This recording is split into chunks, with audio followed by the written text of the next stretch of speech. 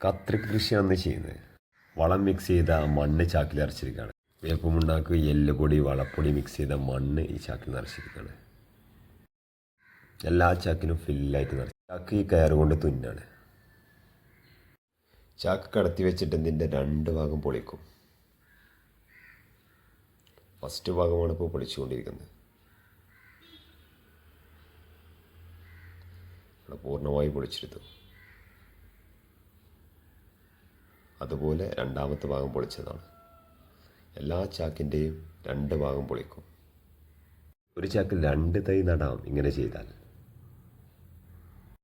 കത്രികയുടെ തൈകളാണ്. ആദ്യത്തെ തൈ എടുത്ത് ഫസ്റ്റ് കീറിയ ഭാഗത്ത് തൈ നടാനുള്ള മണ്ണെടുത്തു. മണ്ണെടുത്തതിന് ശേഷം ആ തൈ പതുക്കെ വെച്ചു. അവിടെ 4 മൂലയിൽ നിന്നും മണ്ണ് ആ തൈയുടെ സെൻട്രൽ ഭാഗത്തിലേക്ക് ശേഖരിച്ചു. ആദ്യത്തെ തൈ നട്ടു.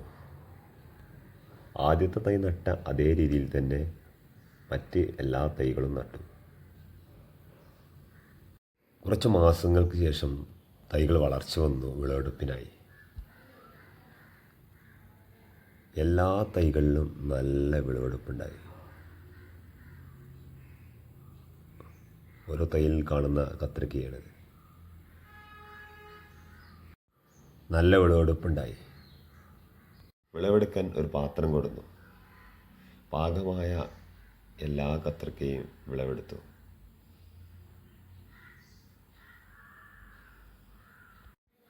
പെട്ടെന്ന് അസുഖങ്ങളൊന്നും വരാത്തതുകൊണ്ട് നമുക്ക് വീട്ടിലൊക്കെ കൃഷി ചെയ്യാം. ഇതേ രീതിയിൽ ഉപയോഗിച്ച് കുറഞ്ഞ സ്ഥലം മതി. 3 ചാക്കുകൊണ്ട് നമുക്ക് 6 തൈകൾ നടാം. നമുക്ക് വീട്ടാവശ്യത്തിനുള്ള കത്രിക്കൊക്കെ ഈ കൃഷി രീതിയിൽ നമുക്ക് ലഭിക്കും. കൂടുതൽ കാലം ഈ തൈകൾ നിൽക്കും. അതാണ് മറ്റൊരു പ്രത്യേകത.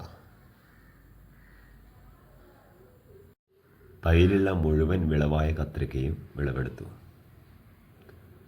ഏകദേശം ഒരു 1.5 കിലോൻ്റെ അടുത്തുണ്ട്.